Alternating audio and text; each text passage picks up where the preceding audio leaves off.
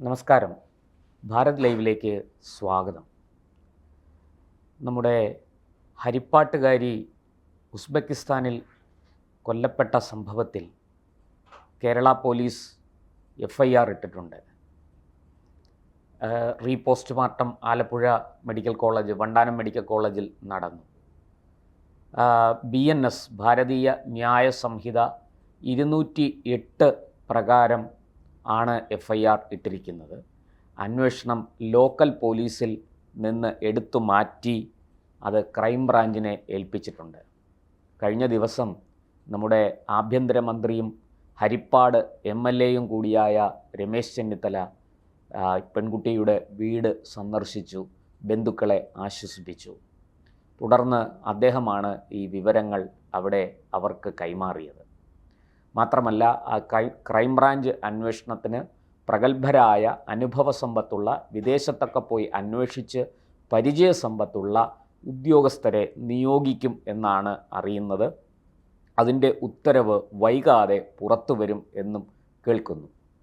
എന്തായാലും ഈ BNS 208 അനുസരിച്ച് ഈ പ്രതിക്ക് ഉസ്ബെക്കിസ്ഥാനിലെ വിചാരണയ്ക്ക് ശേഷം നിരപരാധിയാണ് എന്ന് കണ്ട് അവിടുന്ന് വിട്ടയച്ചാൽ ഈ പറയുന്നത് പോലെ കേരളത്തിൽ, അതായത് ഇന്ത്യയിൽ മടങ്ങിയെത്തിയാൽ ഉടൻ തന്നെ അറസ്റ്റിലാവുകയും ഇവിടെ തുടർ നടപടികൾ സ്വീകരിക്കുകയും ചെയ്യും. ഇവിടുത്തെ കോടതിയിൽ വിചാരണ നേരിടേണ്ടി വരും. അതായത് 2 ഇന്ത്യൻ പൗരന്മാർ തമ്മിൽ വിദേശത്ത് വെച്ച് വാദിയും പ്രതിയുമായി ഒരു കേസുണ്ടായാൽ അത് BNS 208 പ്രകാരം അന്വേഷിക്കാം. അന്വേഷിച്ച് കോടതിയിൽ കുറ്റപത്രം ഫയൽ ചെയ്യാം എന്നാണ് നമ്മുടെ രാജ്യത്ത് നിലനിൽക്കുന്ന നിയമം. അതനുസരിച്ച് പോലീസ് നടപടികൾ സ്വീകരിക്കും എന്നാണ് ഇപ്പോൾ ആഭ്യന്തരമന്ത്രി തന്നെ ഈ കുടുംബത്തിന് ഉറപ്പ് നൽകിയിരിക്കുന്നത്. എന്തായാലും അതവിടെ നിൽക്കട്ടെ. നമുക്ക് ആഭ്യന്തരമന്ത്രിയുടെ വാക്കുകളെ വിശ്വസിക്കാം. അദ്ദേഹത്തിൻ്റെ ഉറപ്പ് പാഴാകില്ലെന്നും കരുതാം. പക്ഷേ ഒരു കാര്യം പറയാതിരിക്കാൻ കഴിയില്ല. ഈ മരണവുമായി ബന്ധപ്പെട്ട്, അതായത് സാവരിയ ബസന്ത് എന്ന ഈ 22കാരി അതിദാരുണമായി, അതിക്രൂരമായി, അതിപൈശാചികമായി പീഡനങ്ങൾ അനുഭവിച്ച്, പീഡനങ്ങളേറ്റ് കൊല്ലപ്പെട്ട സംഭവത്തിൽ വ്യാപകമായ പ്രതിഷേധം കേരളത്തിലെങ്ങും ഉയരുന്നുണ്ട്. സോഷ്യൽ മീഡിയ ഈ വിഷയത്തിൽ വലിയ തരത്തിൽ പ്രതിഷേധം രേഖപ്പെടുത്തുന്നുണ്ട്. സോഷ്യൽ മീഡിയയിൽ ഇതുമായി ബന്ധപ്പെട്ട് വരുന്ന പോസ്റ്റുകളും കമൻറ്റുകളും പരിശോധിച്ചാൽ അത് മനസ്സിലാകും. വളരെ കൃത്യമായിട്ട് ഈ സംഭവത്തെക്കുറിച്ച് നല്ല വിശകലനങ്ങൾ ധാരാളം വരുന്നുണ്ട്. ഈ പ്രതി ഒരു കാരണവശാലും നിയമത്തിൻ്റെ പഴുതുകൾ ഉപയോഗിച്ച് രക്ഷപ്പെടരുത് എന്നാണ് സോഷ്യൽ മീഡിയ പങ്കുവയ്ക്കുന്ന വികാരം.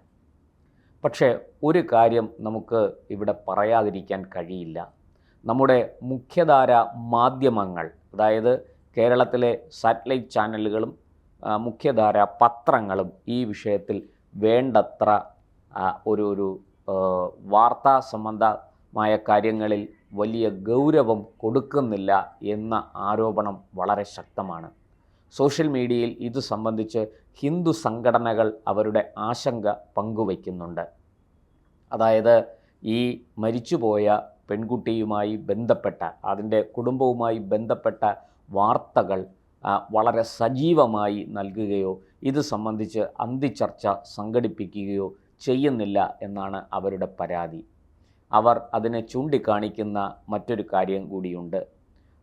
മലപ്പുറത്തെ ഏതെങ്കിലും ഒരു മുസ്ലിം പെൺകുട്ടിയാണ് ഇതുപോലെ വിദേശത്ത് വച്ച് കൊല്ലപ്പെടുന്നത്. പ്രതി ഹരിപ്പാടുകാരനായ ഒരു ഹിന്ദു യുവാവാണെങ്കിൽ ഇങ്ങനെ ആയിരിക്കുമോ കേരളത്തിലെ മാധ്യമങ്ങൾ പ്രതികരിക്കുന്നത് എന്നാണ് അവരുടെ ചോദ്യം. ആ ചോദ്യത്തെ തള്ളിക്കളയാൻ കഴിയില്ല.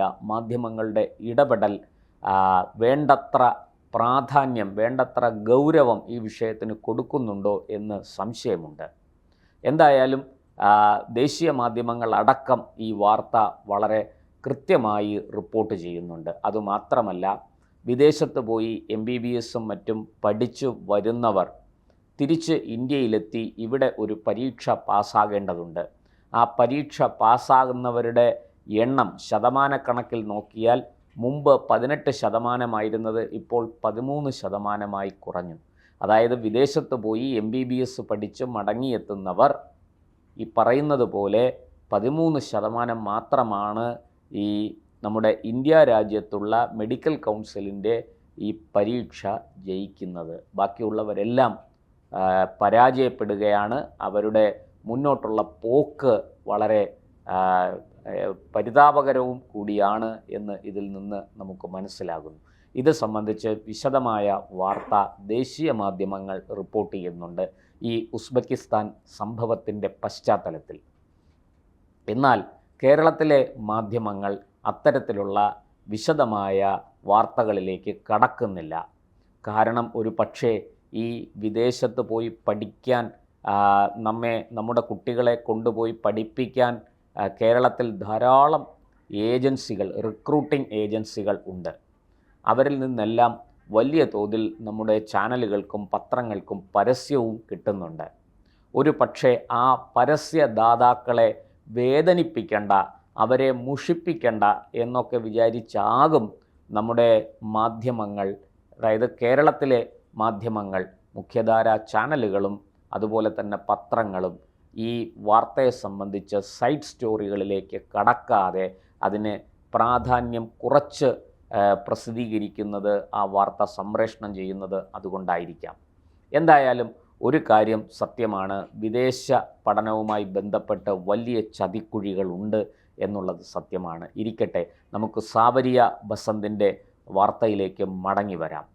ഹിന്ദു ഐക്യവേദി പോലെയുള്ള സംഘടനകൾ ഉയർത്തുന്ന ചോദ്യം വളരെ പ്രസക്തമാണ്. ഈ കുട്ടിയുമായി ബന്ധപ്പെട്ട്, അതായത് ഈ കുട്ടി മരിക്കുന്നതിൻ്റെ തലേ ദിവസവും വീട്ടിൽ വിളിച്ച് അമ്മയോട് വീഡിയോ കോളിലൂടെ സംസാരിച്ചിരുന്നു. ഈ കുട്ടി മുമ്പൊരിക്കലും ഈ പ്രതി സദറുൽ അനത്തിന് എതിരെ ഏതെങ്കിലും തരത്തിലുള്ള ഒരു പരാതി വീട്ടുകാരോട് പറഞ്ഞിട്ടില്ല എന്നുള്ളതും നമ്മൾ ഈ അവസരത്തിൽ മനസ്സിലാക്കണം. വളരെ കൃത്യമായിട്ട് ഈ കുട്ടിയുടെ സഹപാഠികൾ നൽകുന്ന വിവരം മാത്രമേ നമുക്കിപ്പോൾ കൈവശമുള്ളൂ. ഈ കുട്ടി എന്തുകൊണ്ടോ താൻ നേരിടുന്ന ഈ മാനസിക പീഡനം, ഈ സദറുൽ അനത്തിൽ നിന്ന് മതം മാറണം എന്ന ആ വലിയ സമ്മർദ്ദം, അത് നേരിട്ട് കൊണ്ടിരുന്ന ഈ കുട്ടി അതിനെക്കുറിച്ചൊന്നും ആ അമ്മയോടോ മറ്റ് ബന്ധുക്കളോടോ പറഞ്ഞിട്ടില്ല. മാത്രമല്ല, പരീക്ഷയ്ക്ക് ശേഷം നാട്ടിലേക്ക് വരാൻ തയ്യാറെടുത്ത് വലിയ സന്തോഷത്തിലായിരുന്നു ഈ കുട്ടി, സാവരിയ ബസന്ത്. അങ്ങനെ നാട്ടിലേക്ക് വരുന്നതിൻ്റെ ആ ഒരു ആവേശം അവളുടെ വാക്കുകളിൽ ഉണ്ടായിരുന്നു എന്നാണ് ബന്ധുക്കൾ പറയുന്നത്. അങ്ങനെ നാട്ടിൽ വന്നതിന് ശേഷം ഒരു പക്ഷേ ഈ വിഷയത്തിൽ എന്തെങ്കിലും പരാതിയോ മറ്റോ കുടുംബാംഗങ്ങളോട് പങ്കുവയ്ക്കാം എന്ന് ഈ കുട്ടി കരുതിയിരുന്നിരിക്കും. പക്ഷേ ആ കരുതലുകളെല്ലാം, ആ പ്രതീക്ഷകളെല്ലാം ഇവിടെ പാടെ തകർന്നുപോയി. ആലപ്പുഴ വണ്ടാനം മെഡിക്കൽ കോളേജിൽ നിന്നുള്ള പോസ്റ്റ്മോർട്ടത്തിൻ്റെ പ്രാഥമിക റിപ്പോർട്ട് ഈ നമ്മുടെ ഉസ്ബെക്കിസ്ഥാനിൽ നിന്നുള്ള പോസ്റ്റ്മോർട്ടത്തിൻ്റെ പ്രാഥമിക നിഗമനങ്ങളെ ശരിവയ്ക്കുന്നതാണ്. അതായത് ഈ വാർത്ത, അതായത് ഈ കുട്ടി പരിക്കേറ്റ് ആശുപത്രിയിലായി മരിച്ചു എന്ന ആ വാർത്ത വരുമ്പോൾ തന്നെ ഉസ്ബെക്കിസ്ഥാനിലെ പത്രങ്ങളടക്കം പറഞ്ഞത് ലാപ്ടോപ്പ് കൊണ്ട് തലയ്ക്കടിയേറ്റ് വിദ്യാർത്ഥിനി മരിച്ചു എന്നാണ്. എന്നാൽ 2 പോസ്റ്റ്മോർട്ടം റിപ്പോർട്ടും അത് അംഗീകരിക്കുന്നില്ല. ഈ 2 പോസ്റ്റ്മോർട്ടം റിപ്പോർട്ടുകളിലും വളരെ വ്യക്തമായിട്ട് തല മുതൽ പാദം വരെ മൃഗീയമായ മർദ്ദനമേറ്റതിൻ്റെ പാടുകൾ, അതിക്രൂരമായി പീഡിപ്പിക്കപ്പെട്ടതിൻ്റെ തെളിവുകൾ ഒക്കെ ആ കുട്ടിയുടെ ശരീരത്തിൽ നിന്ന് പോസ്റ്റ്മോർട്ടത്തിലൂടെ മനസ്സിലാക്കാൻ സാധിച്ചിട്ടുണ്ട്. പ്രാഥമിക റിപ്പോർട്ടിൽ തന്നെ ഈ 2 പോസ്റ്റ്മോർട്ടം പ്രാഥമിക റിപ്പോർട്ടുകളിലും ഈ വിവരം പങ്കുവയ്ക്കുന്നുണ്ട്. എന്തായാലും ഇത് സംബന്ധിച്ച് കൂടുതൽ വിശദമായ അന്വേഷണം നടക്കട്ടെ. ഉസ്ബെക്കിസ്ഥാനിൽ നിന്നുള്ള പോസ്റ്റ്മോർട്ടം റിപ്പോർട്ട് ബന്ധുക്കൾക്ക് ലഭിക്കാൻ 20 ദിവസം എടുക്കും. അത് ഇന്ത്യൻ എംബസി വഴി ആണ് അത് വരേണ്ടത്. ഇന്ത്യൻ എംബസിയിൽ മുദ്ര വച്ച ശേഷം ഔദ്യോഗികമായി അത് രേഖപ്പെടുത്തേണ്ടതുണ്ട്. അങ്ങനെയൊക്കെ വിദേശകാര്യ മന്ത്രാലയത്തിന് അതിന് ചില ചിട്ടകളും വകുപ്പുകളും ചട്ടങ്ങളുമൊക്കെ ഉണ്ട്. അതെല്ലാം പാലിച്ചു മാത്രമേ ആ റിപ്പോർട്ട് ബന്ധുക്കളുടെ കൈവശം ലഭിക്കുകയുള്ളൂ. ഇനിയിപ്പോൾ ആ റിപ്പോർട്ടും കൂടി പരിശോധിച്ചതിന് ശേഷം മാത്രമേ ഈ വിഷയത്തിൽ തുടർ നടപടികളിലേക്ക് കടക്കാൻ സാധിക്കുകയുള്ളൂ. എന്തായാലും ഈ ക്രൈംബ്രാഞ്ച് ഉദ്യോഗസ്ഥരാരൊക്കെയാണ് എന്ന് വൈകാതെ തീരുമാനിക്കും എന്നാണ് ആഭ്യന്തരമന്ത്രി ഉറപ്പ് നൽകിയിരിക്കുന്നത്. അദ്ദേഹത്തിൻ്റെ വാക്കുകളെ നമുക്ക് വിശ്വസിക്കാം.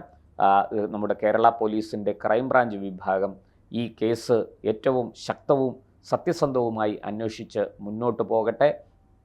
ഈ സദറുൽ അനം മാത്രമല്ല, അയാളുടെ മാതാപിതാക്കൾ അടക്കമുള്ളവർ ഈ കുട്ടിയെ മതം മാറാൻ നിർബന്ധിച്ചിരുന്നു എന്ന വാർത്തകൾ പുറത്തു വരുന്നുണ്ട്. അതിൻ്റെ സത്യാവസ്ഥ നമുക്ക് അറിയണം. നമ്മളിത് വെറുതെ അന്തരീക്ഷത്തിൽ നിന്ന്, ശൂന്യതയിൽ നിന്ന് വാർത്തയുണ്ടാക്കാൻ ശ്രമിക്കുന്നത് പോലെയല്ല. ഇത് വളരെ കൃത്യമായിട്ടും, കാരണം കേരള സ്റ്റോറി പോലെയുള്ള സിനിമകൾ ഇറങ്ങിയപ്പോൾ ഈ ലവ് ജിഹാദ് പോലെയുള്ള വിഷയങ്ങളെക്കുറിച്ച് കഴിഞ്ഞ ഏതാണ്ട് 18 വർഷം, അതായത് 2008 ഈ ലവ് ജിഹാദ് സംബന്ധിച്ച വാർത്ത ആദ്യം പുറത്തു വരുന്നത്. 2008-2009 കാലത്താണ്. അന്ന് നമുക്കറിയാം, കേരളത്തിലെ ഒരു ഉയർന്ന IPS ഉദ്യോഗസ്ഥൻ്റെ അടുത്ത ബന്ധുവായ കുട്ടി നേരിട്ട പീഡനങ്ങൾ. ആ കുട്ടിയെ തട്ടിക്കൊണ്ടുപോയി. ആ കുട്ടി പത്തനംതിട്ടയിലെ ഒരു കോളേജിൽ പഠിക്കുകയായിരുന്നു. അവിടെ നിന്ന് ആ കുട്ടിയെ കാണാതായി. അത് സംബന്ധിച്ചൊരു ഹേബിയസ് കോർപ്പസ് ഹൈക്കോടതിയിൽ വന്നപ്പോഴാണ് ഈ ഞെട്ടിക്കുന്ന വിവരങ്ങൾ പുറത്തു വരുന്നത്. ഈ വിവാദമായ ലവ് ജിഹാദ് അഥവാ റോമിയോ ജിഹാദ് എന്ന ആ ഒരു പദം പോലും, ആ ഒരു വിശേഷണം പോലും പുറത്തു വരുന്നത് അവിടെ നിന്നാണ്. എന്തായാലും ഇന്നും ഇപ്പോഴും ഇവിടെ രാഷ്ട്രീയക്കാരും അതുപോലെ തന്നെ മതസംഘടനകളുമൊക്കെ പറയുന്നത് അങ്ങനെ ഒരു ജിഹാദ് ഇല്ല എന്നാണ്.